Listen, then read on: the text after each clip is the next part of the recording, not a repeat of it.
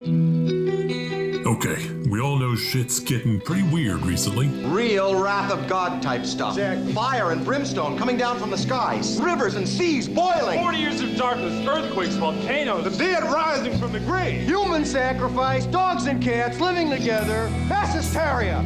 Well, maybe not all that bad, but people are stuck at home, we're disinfecting everything in sight, and there's no damn toilet paper. None of this makes sense. But here's one thing you can count on. Toxic Radio will be here, rocking on with great music and as many of your favorite shows as possible, like the Heavy Metal Happy Hour and Supreme's Funky Contradiction. And of course, nothing can stop the hair metal weekends. So keep it right here with Toxic Radio, and we'll see you through to the other side of this mess. In the meantime, this is the whole crew at Toxic Radio saying, stay safe, stay healthy, and keep rocking. This is one time it's okay to play it safe, but never with your music. Always play your music toxic. Enjoying all that Toxic Radio has to offer? Well, make sure you like and follow us on Facebook, Twitter, and Instagram. Be the first to find out about ticket giveaways, amazing guests, awesome contests, and Toxic Radio events. Just search Toxic Radio Live, all one word, and press that little button. Every time you do, someone here at Toxic Radio will get their wings. Yay! Well, not really. Aww. But we will get a warm, fuzzy feeling in our tummies. But then again, that just might be the beer. Anyway, like and follow us, and we will see you out there on the interwebs. Hey guys, dating life going pretty shitty? I find you so creepy, I think you should have to walk around with a bell around your neck. Finding yourself getting a little desperate for some female companionship? Alexa, tell me you love me. Hell no. You disgust me. What you need is to upgrade your style right now. The Toxic Store's got exactly what you need. Pick up some stylish gear featuring Deviant Gamer, Toxic Radio, and the Heavy Metal Happy Hour. Oh, yeah! You can find the store through the Toxic Radio app or toxicradio.net. Get in the game. Do I make you horny, baby? Get yourself a little love. That guy's getting boobies. Yeah, he is. Toxic Radio and the Toxic Store. Don't buy it safe. Buy it toxic.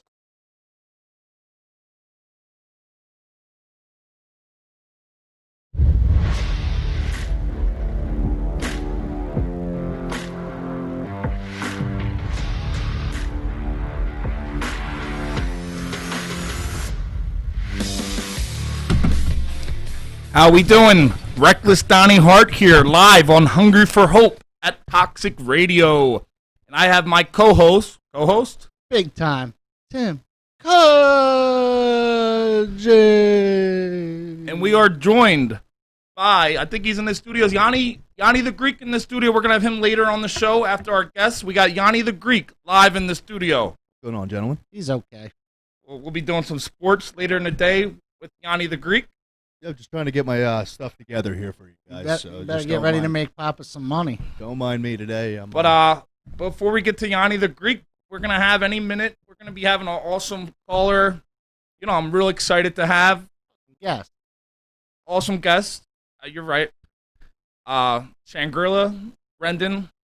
She's calling in, in a couple minutes. And, I'm going to let her tell her story. But Tim, simply amazing. There's some stuff in that story that I was like, just lost for words. We actually had people reach out to us saying, this person fits what you guys are doing so much. You need her on your show. We had Lisa last week, Lisa Merck.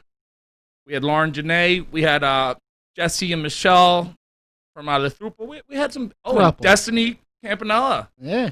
That's, our show's turning into this, like... El Wingador, but we're turning into this, like, powerful, people with voices and of change, people inspirational. They're helping people. A lot of, women who are doing amazing things. Basically everybody but Yanni. Yeah, Yanni the Greek. But I'm super excited. What's going on? No, you're super excited to have her on. I'm super excited to have Yanni the Greek later. He got some good sports bets. If we have time for him, this guest, I'm not going to stop her. She got the whole hour if she wants it. And we'll go into overtime if we have to until Mike calls the cops on us again. Yeah. I'm sure, we've had a lot of people reach out to us. I know Marilyn really excited. And a lot of people have a lot of cool questions for her. So why wait? Let's bring her on live. Can you guys hear me? Am I alive? Hey, Shangrila, I can't see. They moved the screen. Sorry about that. know. Hey, Shangrila, you there? Yeah. Can you guys hear me? Can you hear me? Okay, hold a second. There you are. I hear you. Yeah? Is it working? Yes. Okay. I'm new to this one. Well, thank you so much for inviting me. Thank you, Tim, Donnie. Appreciate it. How are you both? We're awesome, man. We're excited for you. We're really, I can't lie. I'm excited. I'm excited, too. Well, thank you. Mike's fixing the screen for us. Perfect. Thank you, Okay. Mike. Yeah, I couldn't see you on the screen. Yeah. I'm trying to figure it out too, so forgive me if I'm like, whoa, what's going on? So, Shangrila, you're live from California? You're out in California, right? Or Yeah, it's actually 4 p.m. Pacific time right now, so I'm back to California. You're like the third guest we had in a row that's from, we have one California. No, Oregon. All different times, so it's hard, keeping track of the different time. It's pretty cool. Our guest last week was Colorado. Yeah. I'm learning all about the time zone. Yeah, both of you are in Pennsylvania, right? Is that right? Yeah, we're in the Philadelphia area where we do the show in southern New Jersey. Is where the studio is. Gotcha. Yeah. Awesome. We're a long way from you. But you would never know with this setup we got. Technology nowadays, am I right? So, enough about us. People aren't listening for us, I don't think. we had a lot of viewers reach out, and I'm embarrassed to say, but I didn't know your story until they reached out, and I've been reading about you. I've been doing my homework. That's very, very nice of you. Actually, I've done my best too to read up to you guys. Yeah, that's awesome. You seem like that kind of person. Even I told these guys, you seem like the person who everything you do in life, you prepare for, you take serious. If it's the biggest thing or the smallest thing, you seem like that kind of person. For the most part, yeah. But sometimes I just want to chill and don't think about anything really. Sometimes I just like, well, you know what? I'll just, for example, especially when I achieve something big, it's like next day, I'm chilling. I don't want to think about anything. So that's not always the time. But yes, for the most part, yeah, I do want to, do my best pretty much. So, Shangrila, tell, some of our guests, not all of them know about you. Just tell us where you're from. Why are you here? Sure. You're better at talking than me. Well, first of all, thank you so much for having me in your podcast, in this radio, and appreciate for everyone who's actually tuning in. I really, really, really appreciate it. I'm coming from California, so as of now, I've been here for 20 years, but I originally was from the Philippines, so I grew up in the Philippines. I was an engineer for 15 years, but then there's a point in time where I actually needed to quit my engineering because for me to actually pursue my passion. And that started especially when I made the Guinness World Record as the fastest female to finish 5 Ironman in 5 consecutive days. That was 2015. So I'm not sure. I don't know a lot about wrestling or football. You guys do, but with the Ironman, for the people who are listening, just to educate people, it's like it consists of 2.4 mile swim, followed by 112-mile bike. It's not enough. We run full marathon after that. So the Guinness World Record that I did in 2015 was actually 5 of those. So 1 Ironman each day for 5 consecutive days. Ooh. There you go. And I don't even think I rode a bike 112 miles in my life. That's awesome. You know what? I hear you because I actually used to not even own a bike back then. And you never swam. Yes. I actually just learned how to swim when I was already 29. 2009. I was super scared. Yeah. Yeah. I did my homework. You did your homework. I couldn't believe that stat. That stat was so crazy. You didn't own a bike, 5 years. and you never swam, and then 5 years later, that's the first thing I told these guys. I'm an athlete. I know, I've done professional sports. I know, I trained my whole life for them. You didn't. Good for you you. didn't know how to I wish swim I in 2000. did. That's amazing. That tells you how determination is what I got out of it. You were just, nothing was going to stop you. Yeah, well, I am thankful that I found the sports because that's what actually helped me out heal in terms of my past, and I use that as a vehicle. And then, but I started out, even the running portion, I honestly just started, I was like going to the treadmill. I did not know what I was doing. I'm like, I will just do 15 minutes because that's all I can do. And then, but I saw this lady at the front of me, and she's running 30 minutes? How could she do that?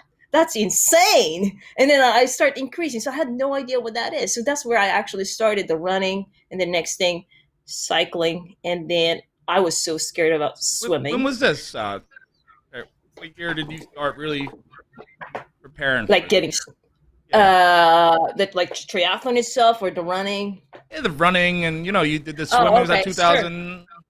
Okay. So the running basically because I didn't want to lose weight. I didn't want to gain weight. I didn't want to get fat. That's basically what that is. And then so that was actually 20s already. I grew up just saying like you got to go to school. So I was so busy. Were you an athlete? Were you an athlete? No, I wasn't. Up? No, I wasn't. I want to be. You are now. I wanted to be at the time. Yeah, at the time. But then, like my parents said, like, you got to go to school, you got to earn money. And that I was just following it until like, when I realized that I had to be, true to myself, then, I jumped on and I saw the triathlon, and that was, about 2009, 2010, that was the start. And I found it more of just, getting to know more people and actually, there's more other than engineering. So that's what, that's actually the start where I was. All right. So how did you find out about the tryout? Did you see it on TV? Sure. Yeah. So, well, actually it was more of like, I just saw the people doing this. Oh, you actually bike after you swim? But you know what? I don't really want to swim because I am scared of swimming. I was scared of swimming in terms of like, so if you put me before in a swimming pool, I need to touch the bottom of the floor. Like I have to, otherwise I would panic. So that was how I was back then. But then, I said like, I want to be a triathlete. They look so cool. They look like they are good looking. They, they practice all these muscle parts and maybe I need to be cool like them. So I jumped on it, but it's like, what's good about it is that I didn't know what I didn't know. It's good and bad. I didn't know what I didn't know. I'm like, I'm like, you know what? If they can do it, I can do it too. That's so great, sometimes we need that. Like, sometimes the unknown's the best because maybe if you did know, maybe you would have been like, oh, I can never do this. Yeah. Seriously. So that was the good part about it.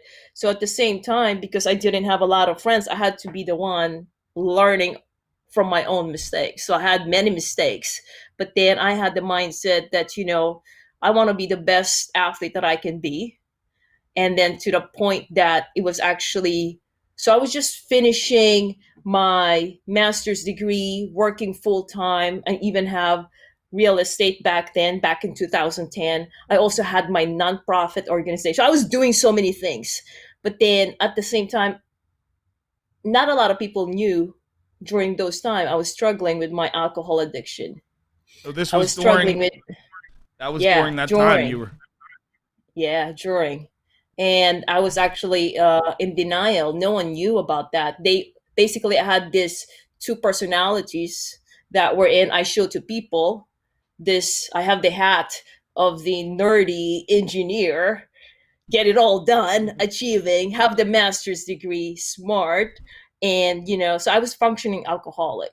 Wherein when people don't see me, unfortunately, they didn't know. And to me, the only thing that I knew was that I wasn't healed with my past. So with my past, which I was abused as a kid from 5 years old to 19 years old. It was a long time not saying any of those things. I almost end my life at 17 years old. And I thought I was fine because I was achieving things, because people think that I was fine. But then it didn't go back. Yeah, so it was at 24 years old when actually everything came back. 24 years old when I was actually sexually assaulted. So that was sorry to hear that. Just, we send our love to you. I know this is a tough subject. Yeah. It was at 24 years old when actually everything just came back at me.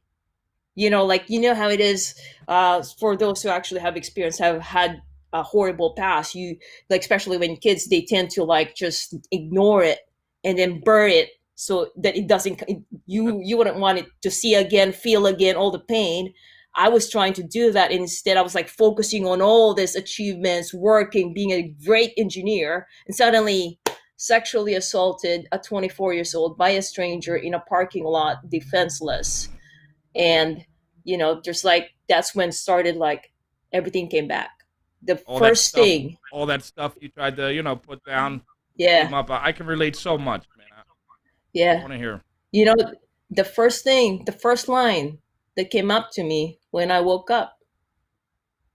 Why me again? Yeah, that was the first thing. Why me again? The thing is that I said that because from 5 years old to 19, I was abused. And I only had 5 years basically of being not abused or not being violated. And then at 24 years old, I said, why me again? And then that's when I lost trust with the higher power. Why me again? So that was back then. So I hated everyone. I was like, seriously, I went to optometrist and then like, I couldn't believe he's like a magician. I'm like, actually, I said that because he was like checking my eyes and he asked me, are you okay? Like, what?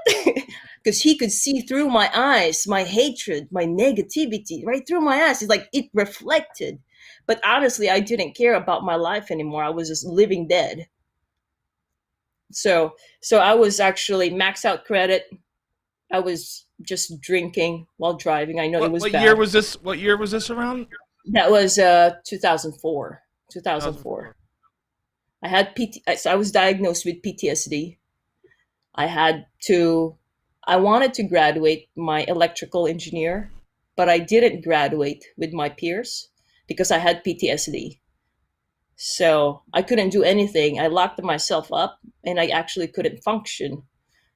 I couldn't function in a way that I was just in bed, and I became like a child again, helpless in a way that I felt something. And guess the only thing I could do was call my mom because she was like in the same house. I had to go back to my mom, call my mom, and then say, I need you. And all that would actually make me feel good at the time, all that matters is that I told her, hug me. That's all. So that's how it was that I had to go through the PTSD. So that took a while, went through alcohol, tried to like go through life, and I put myself in risk wherein I would actually be drinking, partying until, whatever time that was. And then waking up somewhere I didn't know, parked somewhere wherein I could have been raped again, but I didn't care. So that was back then.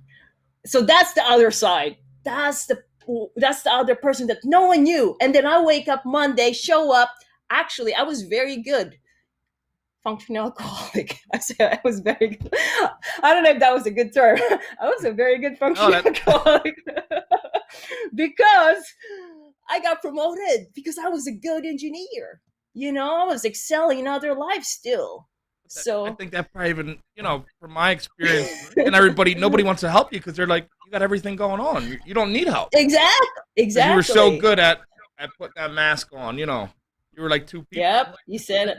It's crazy how well you can live behind a mask.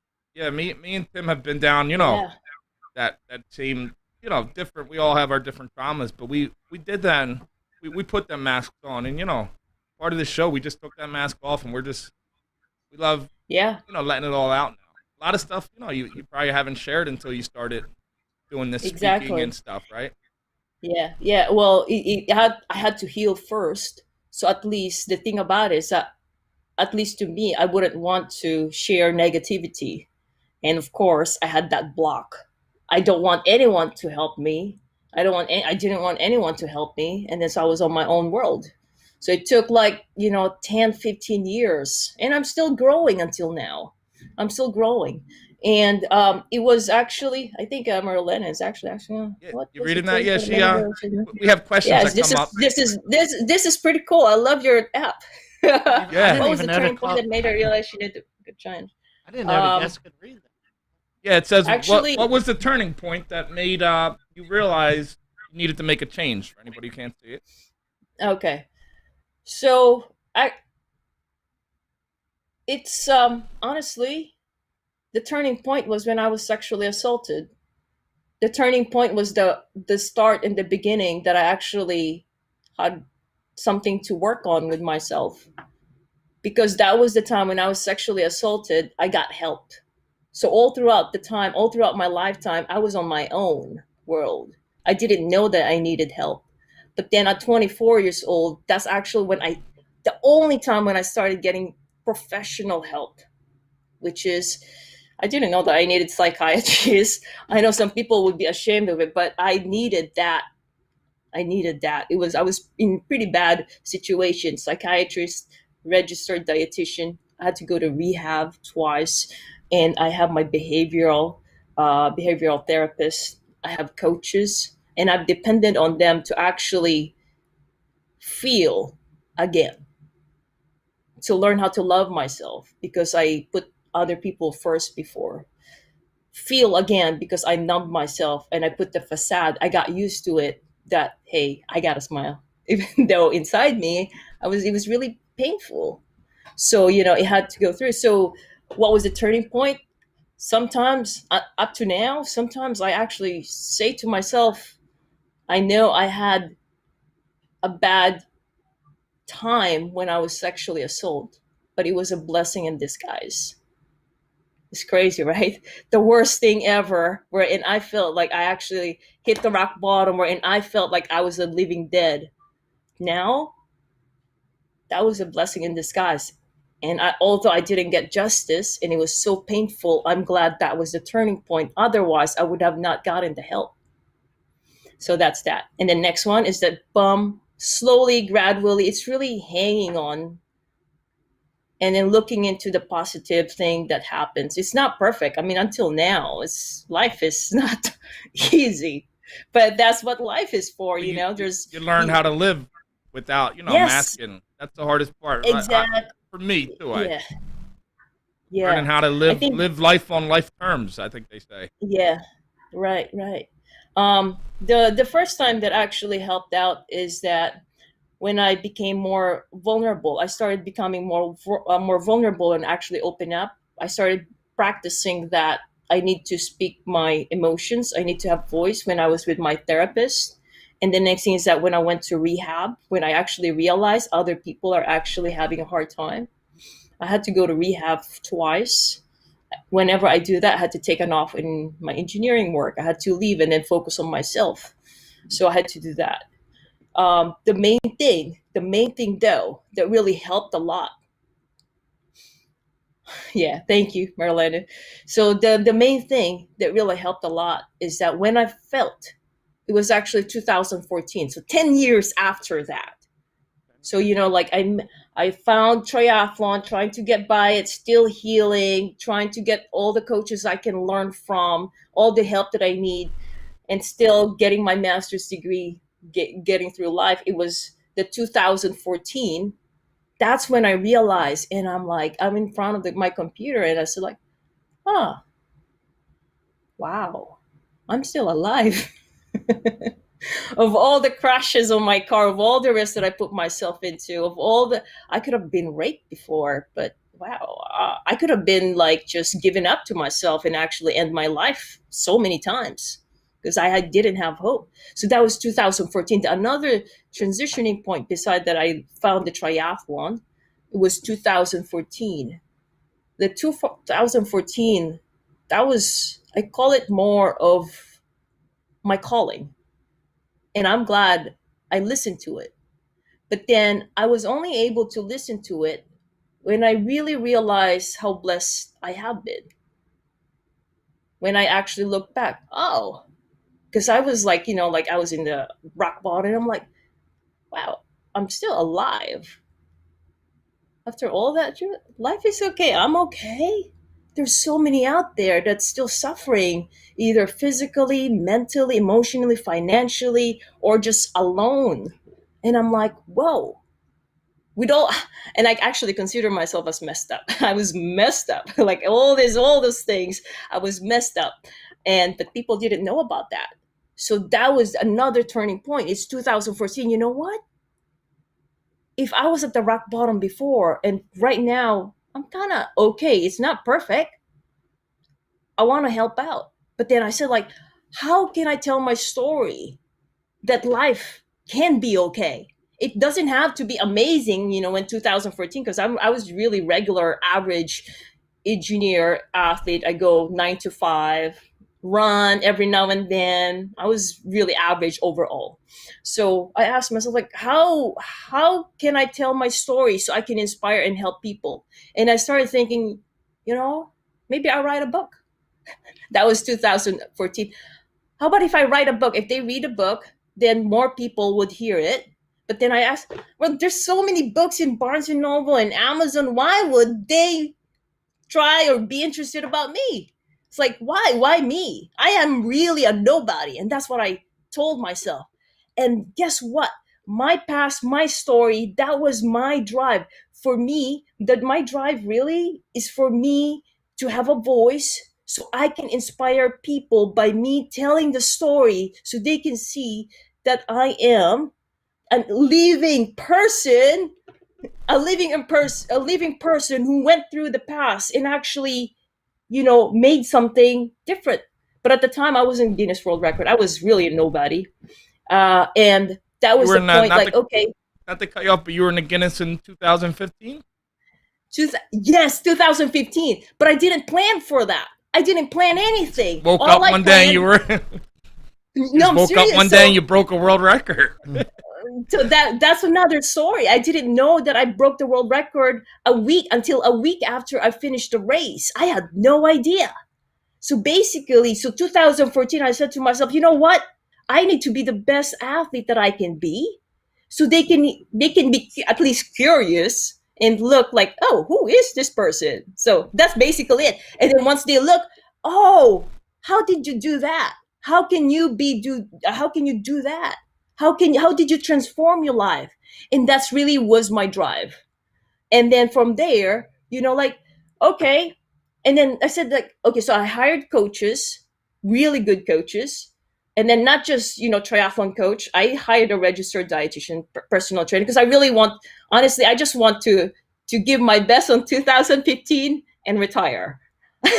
I want to move on to the next chapter. So when you put a deadline, I said 2015, I'm going to do my very best. And that's why I give like, oh, you know what? I'm investing in myself. I'm always investing in myself. So I invested on that. And I start thinking about, if I want to be the best athlete I can be, why just as an athlete? You know what? I'm going to make 2015 be the best year. I want my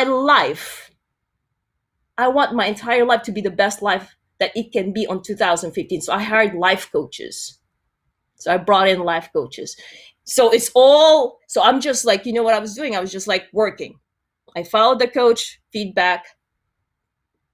There's social media, but I'm more about action. I'm less of the talk. I had no idea. I was just, and then the Guinness World Record, actually, I didn't plan for it. It was the 5 Ironman in 5 consecutive days. I had many failures in sports. So that was actually in Mexico, 2015, and it was in October.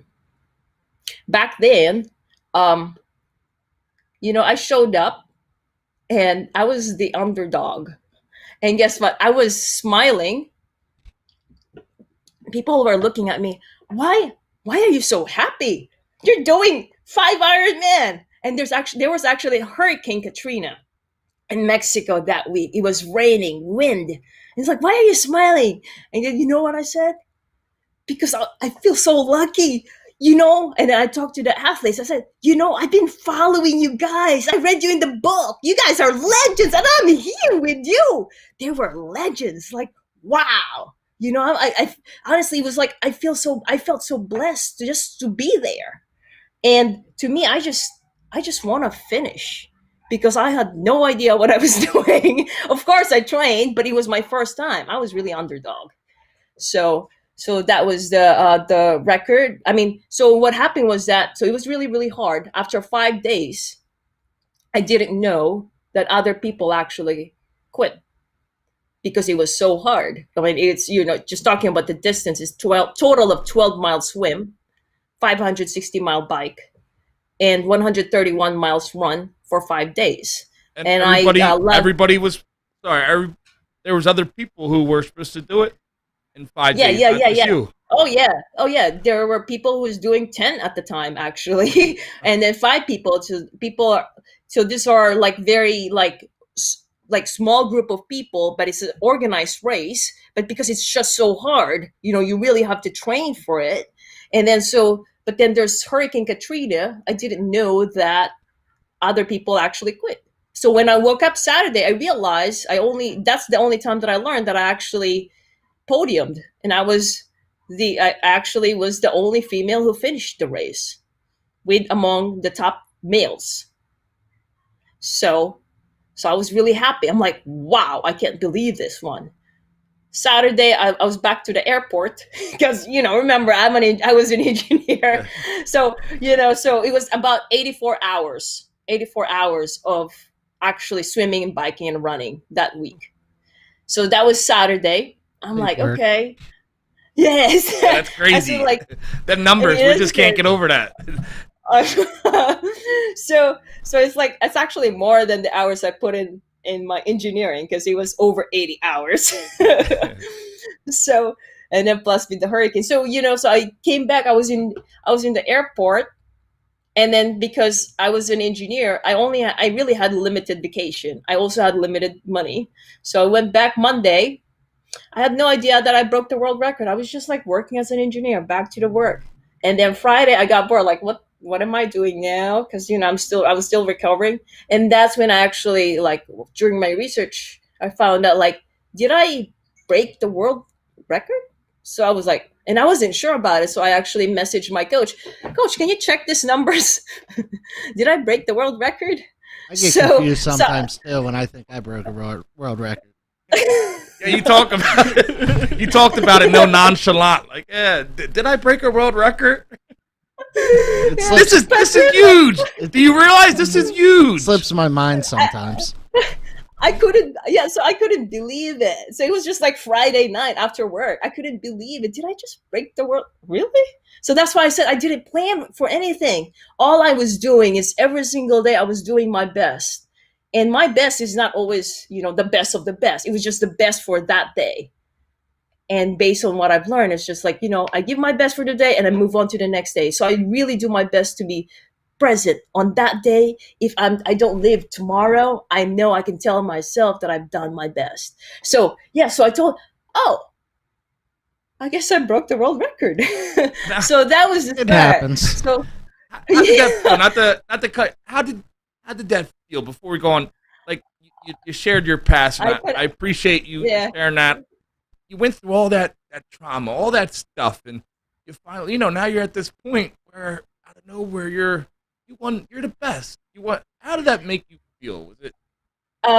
Actually, well, to me, so I realized 2015, I thought I was going to retire, but actually it was a start of about, like my athlete career. So that was the only start. So that transition, knowing and realizing that I can be actually the best athlete that I can be, and actually I could break a world record.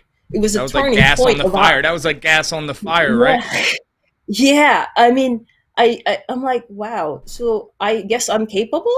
So, I still couldn't believe, but that was a transition wherein I started like, okay, people are looking at me and they probably think that I was like, it was just, like coincidence. And then now I had to like really completely change my mindset. And then ever since then, 2014, when I realized I was blessed, I'm like, I have been doing the best I can. I've been doing the best that I can on basically on all the areas that I've committed myself. So first I commit, and then I give my best. If I feel that I'm just putting a half-ass and not like putting my best there, then, maybe, it's some other time. And so right now, when I realize that I'm on the other end, that I've seen the transition, now whenever I see athletes just like me, that I help them, or like athletes or individuals who didn't know like what they're capable of, or like maybe they're rock bottom, they hit the rock bottom, or like feeling hopeless. I was there. I know how it felt. And I want to. How does that feel when we can relate? How does that feel when somebody was at that rock bottom? Because it's hard, not to make one person's trauma, but when you've been through so much, it's hard to relate to other people. But when you see somebody else at that, you can kind of relate. How does it feel when they tell you, like, you were one of the reasons that they carried out of this dark, everything you've been through? How does that make you feel? I'm having actually goosebumps if you say that, because I could completely relate to it. When I see a person, it's like it touched my soul and my heart, and I just want to hug that person. I just really I want to be with that person. So, because, and that's why I put it in action, to be always of service. Not sure, it's a great training, right? It's a good training for me as an athlete. But at the same time, I think that a person can only last on that arena of sports when they're really truly passionate and they're living in purpose. So to me, whenever I do sports, it has a purpose, and I always think of those people who I can inspire, truly inspire. Not just, actually, honestly, it's just motivate is a great thing, but I would love to see people just to be in action, just to at least try, or to hang on it, or to listen to it until suddenly something clicked, just like what happened to me. Because sometimes it takes a long time. It could take a long time, but then once you actually find the light and slowly, gradually transform, to me, I feel very, very happy. I feel that I'm doing what I'm supposed to be doing, because that's what actually. No, not at all. I'm great at. I call myself great from all my experience at reading people. You can tell when somebody's real. I think I can, and people can see. They can see when your heart's really into what you're doing. People aren't stupid. Yeah. They can tell somebody that's real. Oh yeah. And they're drawn. Yeah. They're drawn to that. That's why people are drawn to you. I think. Thank you. I really appreciate that, because ever since I actually had some help, my purpose, my intention, and my goal is to be true to myself. Because if I'm not true to myself, I'm not serving myself with my healing and continuous recovery. So to me, I tell even the individuals that, I wouldn't sugarcoat anything. If I say something good, that means I'm really, really, really happy about it. If I'm saying I'm disappointed, I'm just being honest. I don't sugarcoat things, because I really want to be true to myself. And I respect, especially if the person trusts me, I carry that respect too. Yeah. One thing that I read about you that totally blew my mind was you essentially trained for a Decaman in Switzerland while in rehab. Sure. The only thing I ever did in rehab was gain 20 pounds. Wow. I am so, that's awesome that you read that. Yeah, it's one of I had to take care of myself. It's actually, I think it's one of those, it could be, I wanted to tell you that for high achievers, trying to achieve something big could be a detrimental to one's health. We have to watch ourselves. And at the time, I wanted to achieve something big, but I wasn't fully be the person to actually train for that Decaman without me healing with my alcohol addiction. It wasn't making me happy. So when I knew that I was training for it and it's the peak training, every time I woke up, I was beating myself up. And I didn't like it because in my head, I was telling myself, you want to break the world record again? You want to finish that decaman? But guess what? You can't even give up your alcohol. And that hurts me every single morning. People didn't know about that because I was still not out about my alcohol then. But then I told myself, I got to stop this one. I keep hurting myself because I was beating myself up, not physically, but emotionally, mentally, my soul was hurting. So I had to choose. Even though I had to train, I surrendered and actually had to go to rehab for the second time. And then at the rehab, this was after you already accomplished the world record. Is the second time? Yeah. Yes. You know. Your chronological timing, dude. That's crazy. Yes.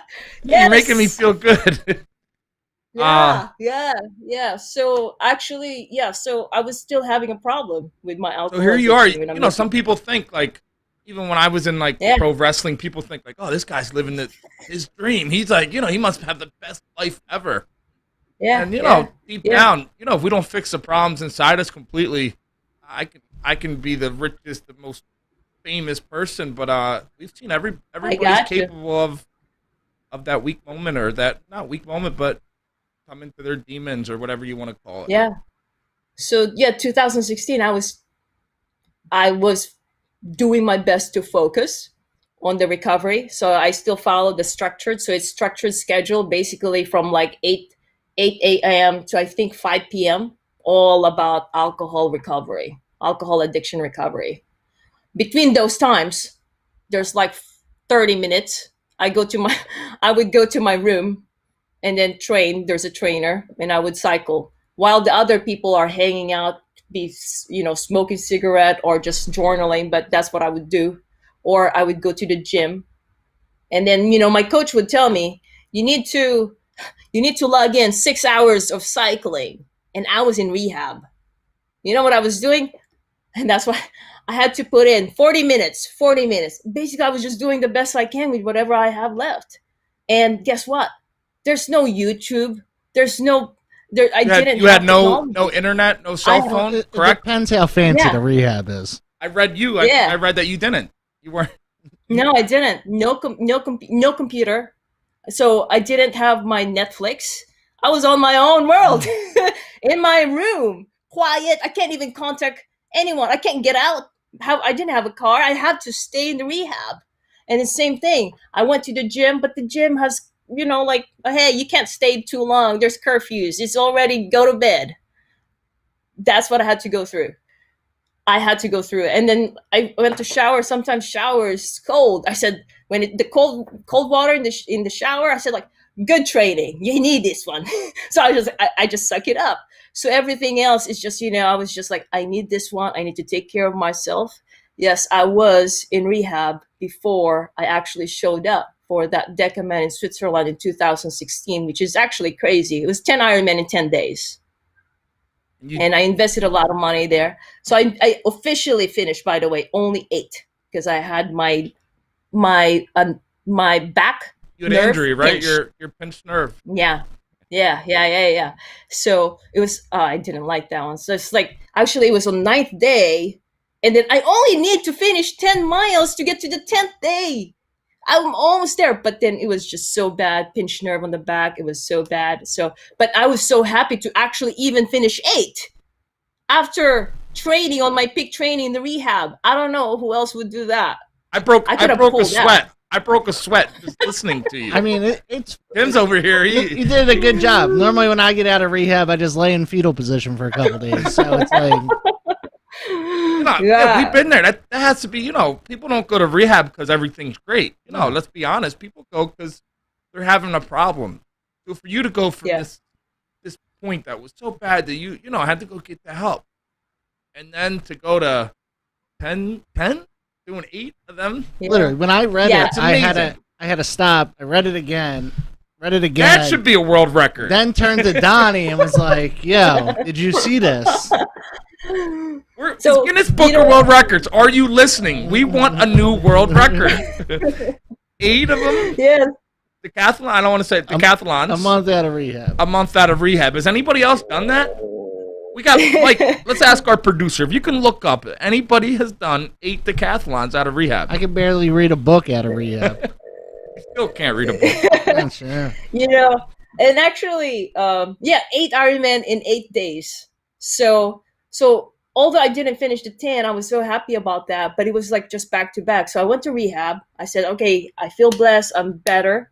And actually, I was with my therapist also during those races because I need to be on track. My therapist said, hey, you need to look for AA there in Switzerland.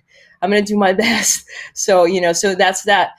And then the other, it wasn't one thing after another. Yeah, go ahead. But I like, so you went to AA meetings in Switzerland? Or online. So it's more of hearing. Yeah, you can do them everywhere. That's like the new thing now, too. So you did online. Well, COVID. Yeah. I don't want to cut you off. I just thought that was, Oh, no. That was something real interesting.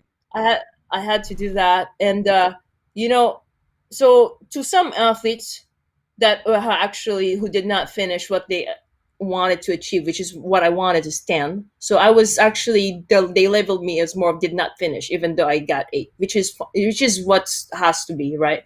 But then the next thing that happened, guess what? I got fired from my job. So that was back to back. I went to rehab. I did not finish the 10, but I finished 8. But the next thing is that I got fired from my job. So it was like, and that was the time, you know what? I'm going to make this coaching works because a lot of other athletes need me. And that's when this started, like officially just giving it everything.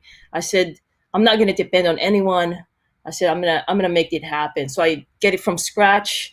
I just build the coaching. And since then, I've been helping. Tell people, that's what I've been doing. I'm a little familiar, Feisty Fox, I think it is.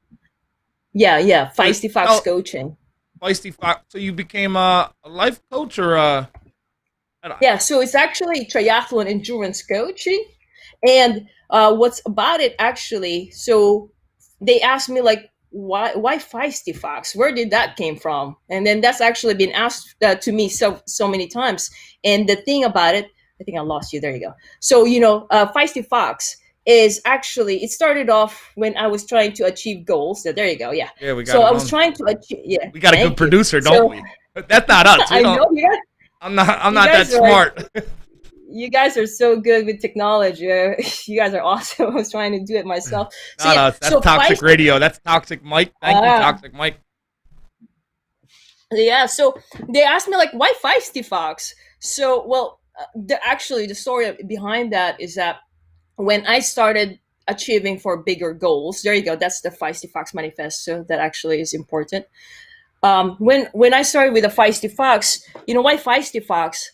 And the main reason why that Feisty Fox came about is because when I was trying to achieve those big goals, people saw me, who is this girl? Just like, who's underdog, who didn't know how to swim or who didn't own a bike and suddenly aiming for big goals.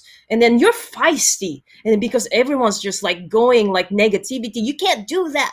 You're already old. How can you do that? Just chill.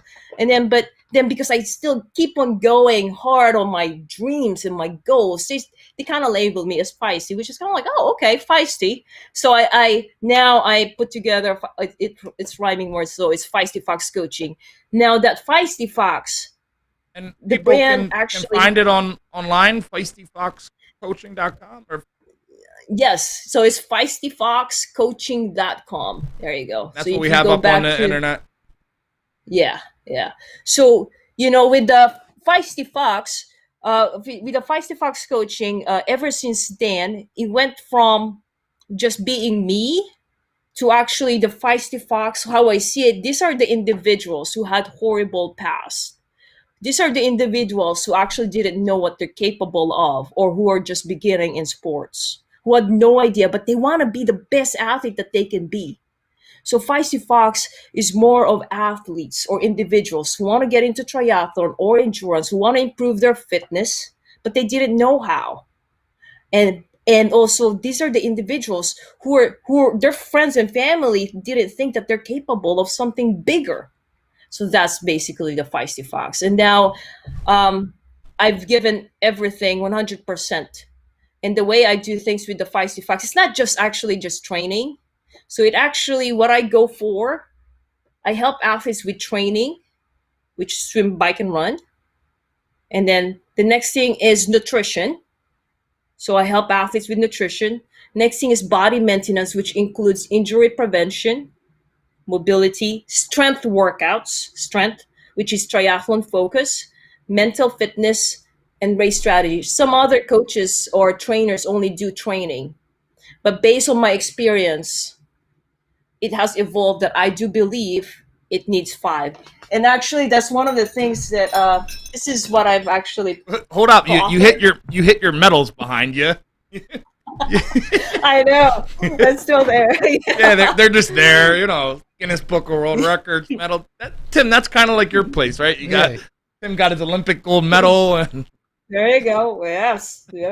Tim doesn't have an Olympic gold medal. Continue. I bought one off of eBay. You don't know shit. Oh, that's so funny. Continue. All right. So on this book that I've co-authored, it was actually best-selling.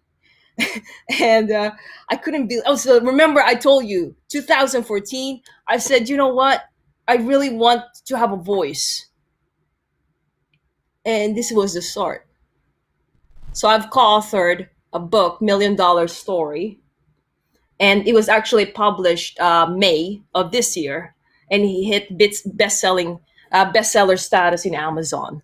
And in this one, it tells you the story of how I've turned myself. It's actually what I just told you, but right here. But how I've turned myself. How can you transform from a non-athlete to a Guinness World Record holder?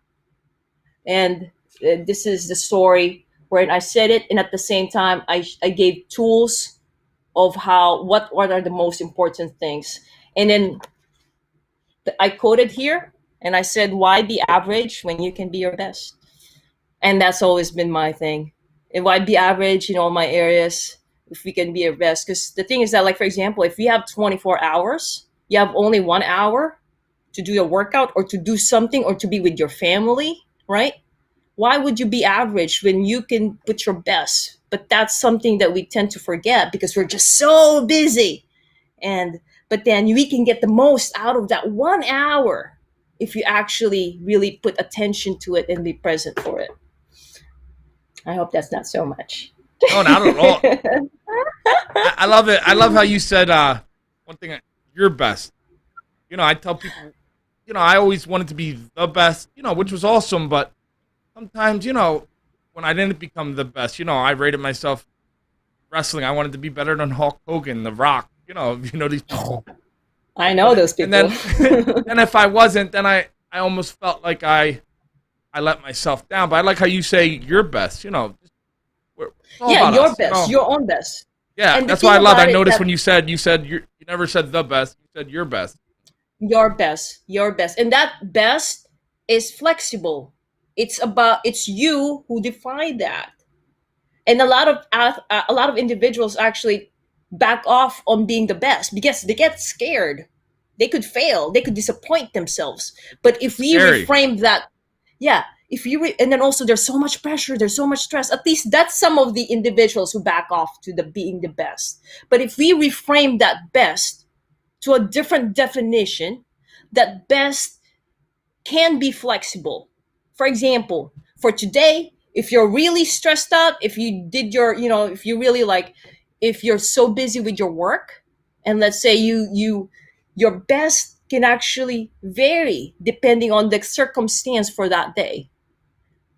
Okay, so for example, if you're really tired, all you can do is your best, considering that you're tired, but you're still doing your best. It's not like you're a failure, right? So that's basically what I wanted to just emphasize. That's what you would tell anybody listening, watching. You just tell them, be your best. Don't be average. I know. Yeah. That would be your message to our viewers. Basically, yeah, definitely. And I do think the main thing is that whoever's still lost or trying to find their purpose or what can I do in my life?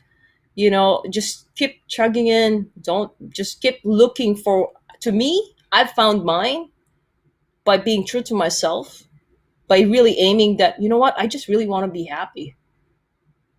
I just really want to love myself. That's happiness, love, peace of mind. You look happy. Those are the three things. Oh, I am very happy. No, seriously, I'm Everybody very happy. says that about me. They're They're like, you always got a smile on, Donnie. Well, I'm happy, and then even days I might not be happy, I still have this smile because I don't know, other people might be going through hard times, and they see my smile, even though my life, I might be going through something horrible. I smile. I love you because I know it can affect them.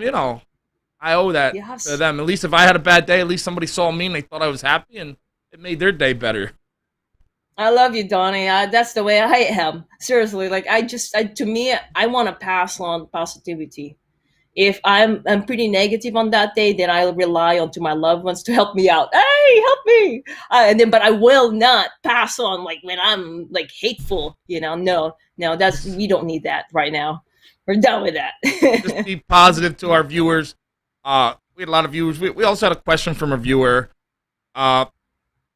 Somebody out there, they're going back to what you said. You do a lot of awareness for women going through violence and children, abused children and women. They know somebody out there, or somebody's going through that. Maybe that person's in denial, but one of their friends, somebody wants to help them. What can they do? I know we're off the subject here, but people have brought that up. What can they do?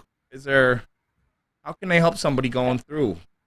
Sometimes people for example, they don't have a voice or they're scared. What can they do?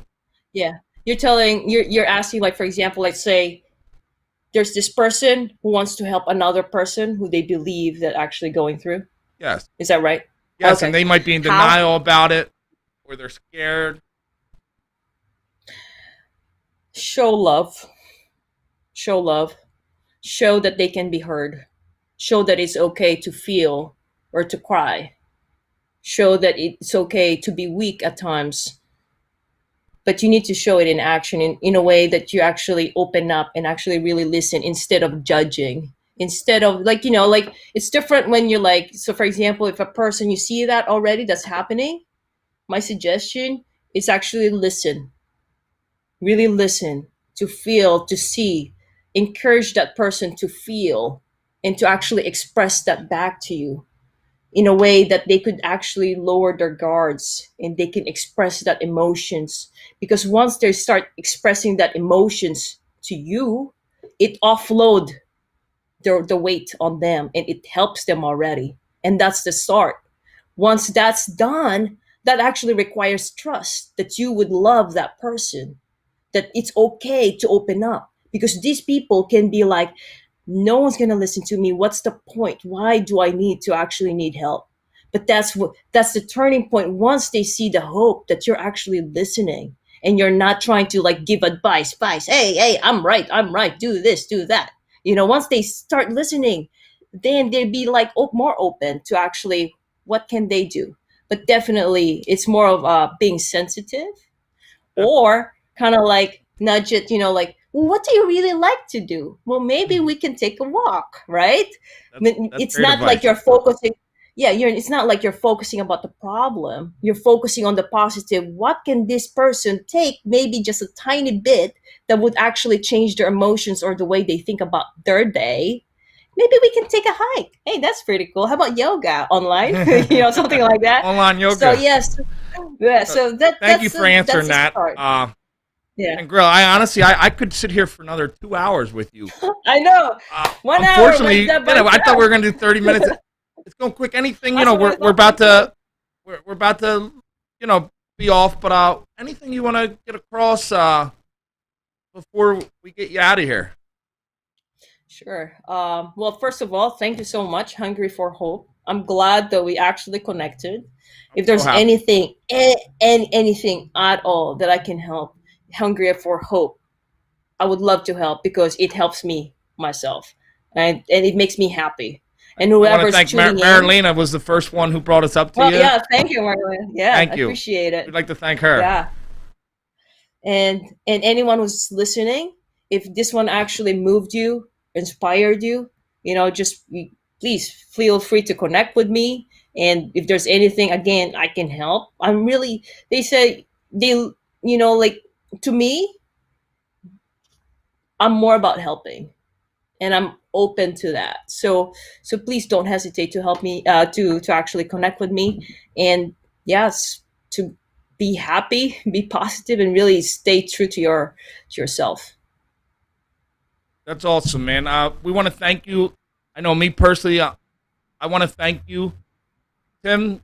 Oh, definitely. Thank you for coming on. We enjoyed the story. We also had our sports and gambling expert in the house. Awesome. He listened and he's giving me thumbs up. Yanni the Greek is here. Well, yeah, he loved it. Yanni. I think his mic's off, but Yanni the Greek wants to thank you. Yeah, I was trying to just kind of do some research here, but I would put the pen down. Thank you. Appreciate it. Whoa, He was almost in the Guinness Book of World Records before for there you go. most parlay sports bet lost in a day. Oh, Yeah. I can't beat that. But we'd like to thank you so much. Thanks for giving us your time and your message. And have a wonderful night. You too. All right. See ya. Bye. Bye, everyone. Bye. Bye. That was awesome, Tim. What do you think about that? We're killing it with guests. My God, how did we get a podcast like this? What did we do wrong or right to have this thing? I'm being soft here, but I love what we got going on big time. I might not love you, but I love this. No, but what our fans are demanding right now is Yanni's pick. Yanni the Greek, they want his picks. You kept me around here long enough, I guess. So me and Yanni were talking during the interview, and I demanded his pick because I've said since the start of the day, and the game already started, so I'm glad I did this. No problem. I demanded a pick from him. I had a couple dollars in the FanDuel account from winning a bunch of little bets, and I told him I'm trusting him so much that I'm going to wager the $175 in my account on one game. That game he chose was the Orlando Magic plus 7.5. Oh, you're putting it all on there, are you? Put it all. That's the NBA game for anybody who doesn't know. I will say that, I felt better about that before I got the Michael Carter Williams news. However, that Orlando team... You are a fucking real piece of shit, huh? No, well, he's not their starter, number one. He's not that big a piece, but it is important, and it kind of goes into what I'm going to talk about later. But that Orlando team is playing lights out, even after Jonathan Isaac's injury goes out. I don't know what they're cooking with down there. Of course, they still got Shaq down there. And of course, they are they do not. But of course, they are the Penny. Penny still there? Of course, they do not have Penny Hardaway. No. What are you doing to me? But they are, I guess, the home hosting kind of team there, and I don't know what it is. Maybe it's the home cooking, but they've been a really kind of overperforming team. This isn't to take anything away from Toronto, who's fighting for positioning there in the tight East. But I like them plus 8. I would have liked them at full strength, maybe to even pull this game out. The line moved a little bit after the injury, about a point. They moved to 8 to 7. Take that point. I think they play it tight. A lot of these NBA games have been real close. They've been really good, man. This restart's been really great. There's been some good Sixers basketball. can't cover the spread for shit. The Sixers can't, although they did make a nice little surge today and ended up beating the Wizards. But they had to make cover that spread. They had to make it difficult because they wouldn't be the Sixers if they didn't. But they look a little better after that debacle against the Pacers. I'd bet on Joel Embiid scoring the first basket, and he missed that tip. He just missed it. He did end up with 30. Guys, I'm sorry I had to get up because I heard something. Very unprofessional. I had to leave because Tim, hold up. What you said, you're gonna make a bet. You're gonna match Yanni. No, I bet it. I took everything in my FanDuel and wrote it on the. And what are you gonna do? You told me something about that bet. What are you gonna? If Yanni's right, which is like by the grace of fucking God, he might be right. We're gonna donate that winnings to charity. You're gonna donate that winnings to charity, and since we had Shangrila on, you told me, you want a charity that has to do with her choice. Something, hopefully, for abused children or women, and that is why I got up. Because Tim, I mean, if you guys put that pressure on me, I am gonna match you. I'll write a check. It's fucking. I'll give you cash. I don't care. It's 2020. Who still has a checkbook? What are you, Grandpa Donnie? Let's do it. Well, Orlando Magic, if you're listening out there, all right, this game means a little bit more now. You should have made sure that MC Dub was in the game before you took that pick. To be fair, even after I found it out, it was still on my list. Like I said, I respect the way that Orlando team's playing right now. It's not to take anything away from court advantage. Sure, I guess. I mean, whatever they're doing, it's working for them. I agree, right now. Adam. Like, if he fucks this up, if he's wrong, there's a lot of money not going to charity. That's on him. I've already lost this podcast a lot of money, so I guess I'm going to have to bounce back. You know, broken clock's right 2 times a day or whatever. But I do have a few more picks as well as, which way do you want to go on this here? Let's hear him, Yanni. You got picks. Our last guest had a world record. Yeah, cool. Do you have any world records, or do you just have picks? No, absolutely cool. Just put me on. Just put me on after the world record. The way you described that about your picks, you told me you go both ways. Yes. Okay. That's very sure. All right. Tell the picks, Yanni. Looks like those stand-up classes are working for you. There At least we got some. We got 15 minutes. We got an extra 10 minutes of fuckery because I put a knife to Mike and had some. Some weird pictures We're of not him. even supposed to be on the air right now. Our show ended at 8. We can do whatever we want. Listen. All right. It's 8:05. So some of the themes of the show, right, is getting better, right, and improving yourself through mistakes that you had made, right? You made a lot. Absolutely. And I've made a lot of mistakes already just on this podcast. We're going to grow here, all right? We're all about growing here. I'm going to give you He's picks. using our motto. I'm going to give you a little bit of advice. I'm going to try to hit all angles here, all right? So I'm going to start out, and this one is your choice, viewer out there. You can either do tonight's game or tomorrow's game, but one of these games, Colorado is going to cover the run line over the San Francisco Giants. Colorado's playing out of their... So is baseball? Both, or is it either for one? For me, it's like both. Let me tell you what. For me, it's both, but they covered last night the run line, and it's hard to believe that they're going to cover it 3 times, but Colorado's playing out of their mind, and the Giants, I don't know, they aren't right. You know what I mean? They certainly aren't the Giants that we kind of... You would say they weren't. They were not. They're not giant. No, they're not what you expect. You know the. It's a big name to live up to. It is exactly. I see. Yeah, look at you making your dollars worth. All right. So the next one was the Orlando game. We're good there. Thursday, tomorrow night. I like Dallas over the Clippers. I'm gonna tell you to take the spread, the +4, because the Clippers are coming off of a pretty embarrassing loss to the Suns there. So they're gonna kind of be hungry, but this Dallas team's good. This Dallas team's good, and they can score. They'll light up the scoreboard there. I like them +4 over the Clippers. Friday is staying in the NBA. The San Antonio Spurs over the Utah Jazz. The Spurs, obviously the Sixers just beat them, but the Spurs are playing real well. They're playing everybody real tough. Something's off about the Jazz. Now, the Rudy Gobert, Donovan Mitchell, rift after the COVID thing. They say it's all. Gabe can't coach, is what our fans are saying. It's take. They Daddy say Adam just said Gabe can't coach.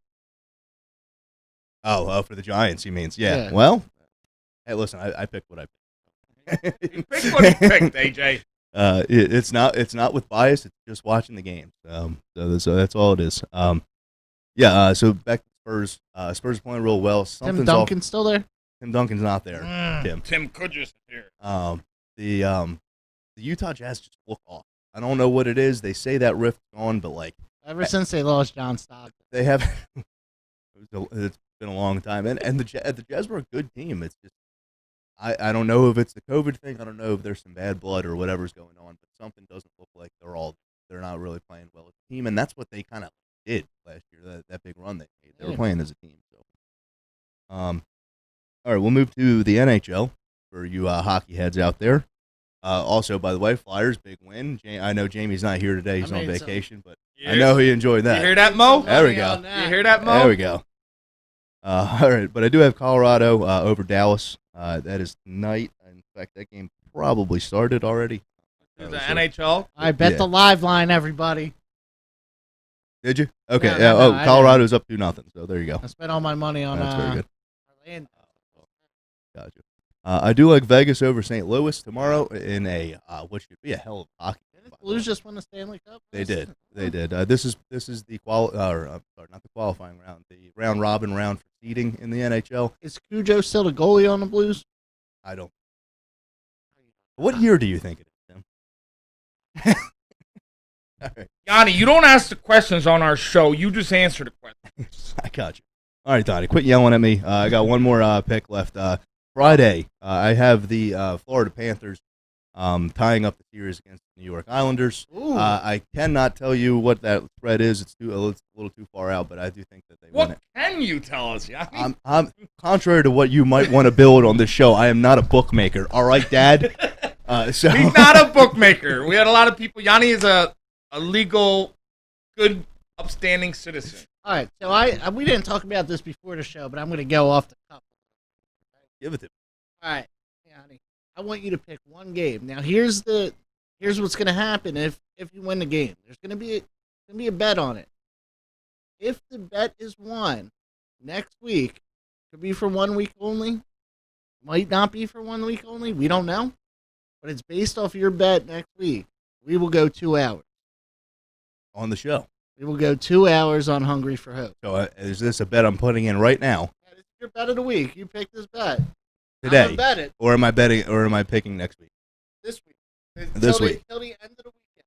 Let's go, Yanni. You're on the clock. We got to wrap this show up before we get kicked out again. I got you. I wanted to give the good folks out there some advice. Mike, where the fuck did you get a switchblade? Put that away. We weren't supposed to curse. So. Mike, which one of these bets do I like the most? Yanni the Greek is That going you to pick want. one bet. Well, I'm going to take the Orlando game out of it since you already put enough pressure on that game. You're already going to ruin lives if they lose. I'm going to stick with the with that Florida game. I like Florida to tie up that series. Florida Panthers on Friday. It's an early game. It's happening at noon, so we'll be able to wrap this up real quick and we'll be able to fill it out. But that's been a real tightly played series. I think that's going to tie and go to a game 5. That's your I pick. Can't wait to watch it. Florida Panthers. We'll see. You're gonna ruin our fans are hyped right now. Our We're listeners gonna have Yanni here. We're gonna try to get him on. Listen. I finally understand what the hell you guys want from me. Yeah, we're gonna try to get you more time next week. Oh, what am I gonna stop somebody with such a great story? We would love to hear more about Yanni. He has a lot more to say. Yanni the Greek, thank you again for stopping by. We appreciate it. No problem. We thank Shangrila. Absolutely. Thank you, Toxic Mike, for letting us go into overtime. Yeah, Toxic Mike, Toxic Radio. Radio. It's the only time I'm ever going to thank you. They gave us extra time because they knew, we needed extra time. That was a game-changing guest. Game-changing. You can't interrupt that. I even want to kind of chime in some questions. I'm so good at interrupting people. Luckily, we told you not to talk. Well, he turned my mic off. We got your mic off, Johnny. You couldn't talk. Honestly, if you guys had that concept from the beginning, we might have saved our viewers some money here. So. Guys, we just want to thank everybody for tuning in to Hungry for Hope. Please, if you like this video, share it. Can't thank everybody who tunes in to us guys anymore. Thank you. Thanks for our guests. And remember, stay hungry. Hopefully Yanni doesn't ruin this special 2-hour edition for us. We're out of here.